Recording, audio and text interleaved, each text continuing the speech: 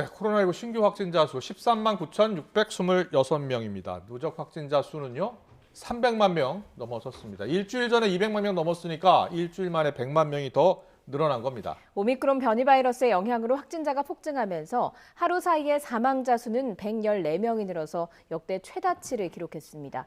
최지욱 고려대 의대 예방의학과 교수와 함께 자세히 짚어보겠습니다. 교수님 나와 계시죠?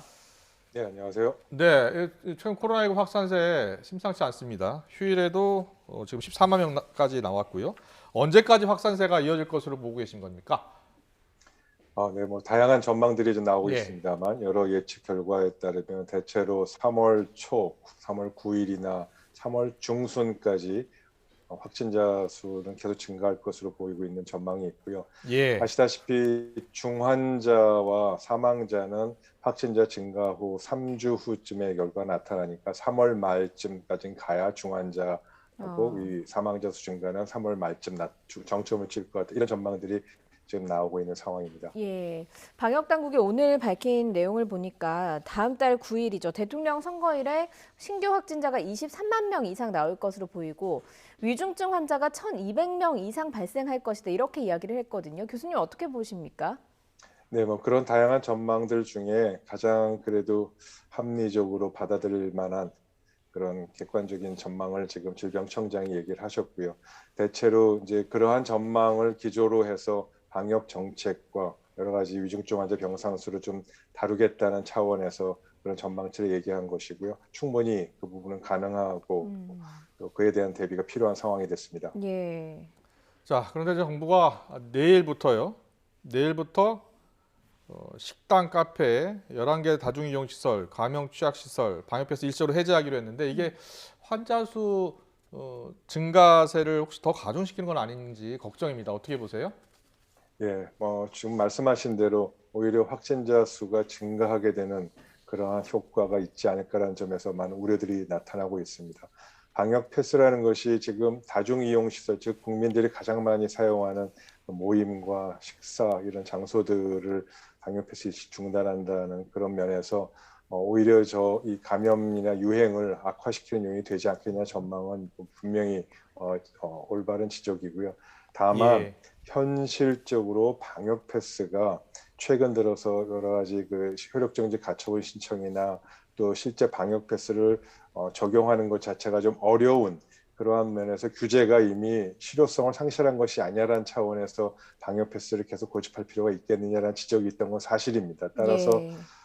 그러한 면에서 효과는 아주 크게 나타나지는 않는다 하더라도 국민들이 받아들이기에 방역 패스를 이렇게 중단한다는 것은 이젠 괜찮구나, 돌아다녀도 되는구나, 감염 위험은 별로 없구나라는 식의 좀 방역이 해이해지는 그런 메시지 전달이 돼서 그런 거에 대한 부작용이 더 커지지 않을까라는 점은 좀 우려스럽습니다. 예. 그래서 정부가 이런 조치를 취한 배경에는 보건소 인력난이 있었던 것 같습니다. 인력이 부족하기 때문에 이걸 해소하기 위한 조치다 이렇게 설명을 했는데 말씀하신 대로 방역 체계 완화의 메시지로 볼 수 있기 때문에 교수님 생각하시기에도 굉장히 우려스러운 부분이 있다라고 생각을 하시는 거죠?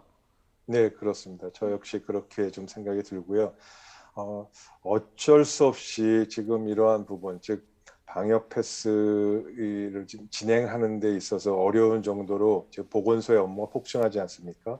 지금 보건소가 하루에 신속 항원 검사 같은 PCR 검사 포함해서 25만 건 이상의 업무를 처리하다 보니까 이런 예. 부분들이 좀 현실적으로 어렵다. 그래서 이 부분은 국민 자율에 맡기겠다라는 부분의 메시지로 읽혀질 수 있는데, 사실 그런 의도와는 달리 일부 그 전문가들이 다 얘기합니다만 거의 대다수 국민들은 메시지가 이건 이제 전반적으로 방역이 완화하는구나, 그리고 큰 문제가 없구나라는 식의 메시지로 읽혀질 수 있다는 점에서 좀 메시지 전달이 좀 정확하지 않았, 좀 부정확했다라고 보는 것이 좀 좋겠고요.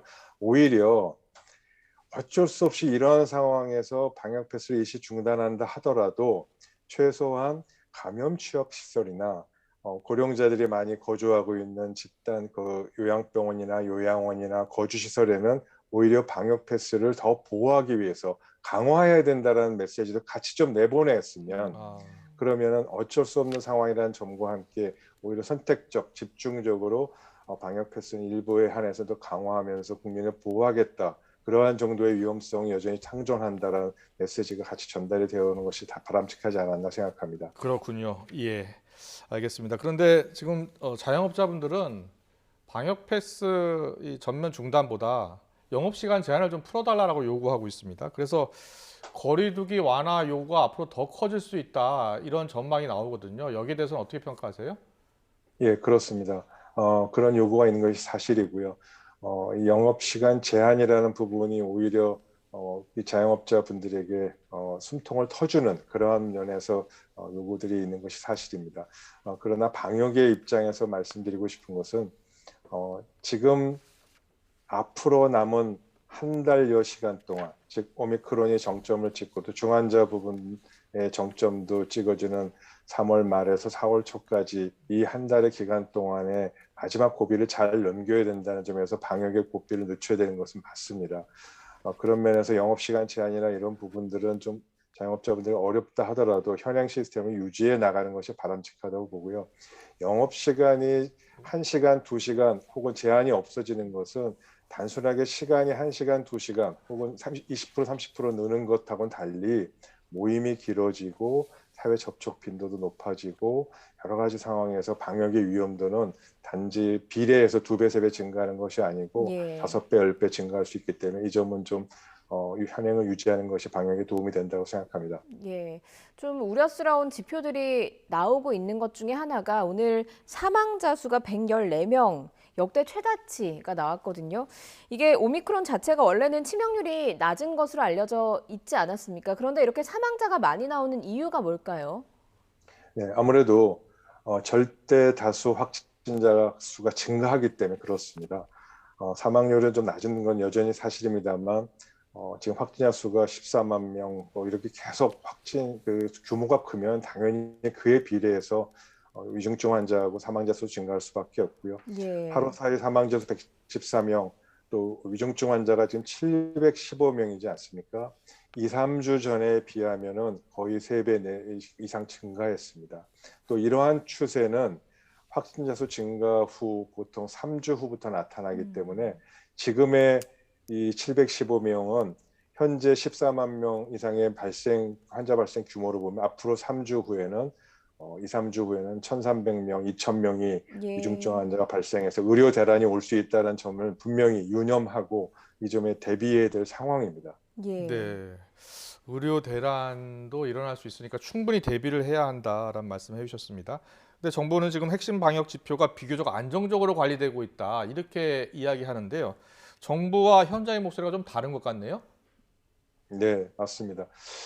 지금 정부가 다음 달 9일에 23만 명 위중증환 1,200명 오늘 발표한 그 수치도 불과 2, 3주 전에 비해서는 많이 달라지지 않았습니까? 예. 상황은 계속 변하고 있습니다. 악화되고 있습니다. 이러한 상황의 변화와 악화 부분을 예측을 토대로 해서 미래를 대비하고 조심히 준비해야 되는데 지금 자꾸 현재 수준만 얘기를 정부는 합니다. 예. 물론 현재 위중증 환자 병상수 확보된 게 거의 2,500에 2,600개인데 그에 비하면 아직도 많은 여유가 병상 확보 여유가 남아있고 여러 가지 관련 지표는 여유가 있다고 얘기하지만 지금이 아니라 앞으로 2, 3주 후, 한 달 후에 그런 악화된 그런 경우를 생각하면 지금은 준비를 해야 늦지 않습니다. 그게 네. 바로 선제적 예방 조치고 사전 예방주의 아니겠습니까? 그 점을 좀 시간에 대한 착시 효과를 충분히 고려해서 대응을 하는 것이 필요하겠습니다. 예, 네네. 현장의 준비가 철저해야 된다 이런 얘기까지 해주셨습니다만 일단 오미크론 확진자가 굉장히 많이 늘어나면서 사실은 뭐 이게 조금 증상이 약하다, 경증으로 지나간다라는 이야기가 많긴 했지만 겪으신 분들 입장에서는 이게 생각보다 증상이 심각하다라고 하시는 분들도 굉장히 많더라고요. 이게 안심할 수는 없는 부분이 있는 것 같아요. 예, 그렇습니다. 물론 그럼에도 불구하고 전반적으로는 경미한 증상 환자가 대부분입니다만 워낙에 환자 수가 많이 발생하다 보니까 위중증 환자분도 많이 이제 발생하고 있는 상황이고요.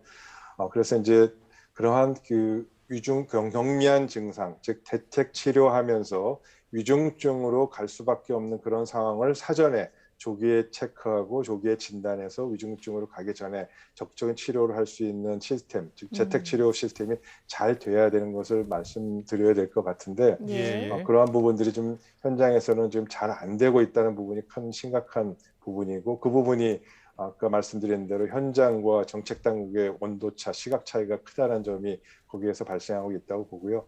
국민들 입장에서 보면은 재택 치료하고 계신 환자분 입장에서는 전화해도 보건소에 전화도 연락도 안 되고 특별하게 예. 뭐 치료약이 좀 전달되는 것도 아니고 상담도 받을 수 없다는 측면에서 이 부분이 안정적으로 관리되고 있다 이렇게 생각하고 있지 않는 부분들이 국민들 재택치료 환자나 의료인들의 생각입니다. 네. 그리고요, 주변에서 들어보면 젊은 층, 청소년은 괜찮다.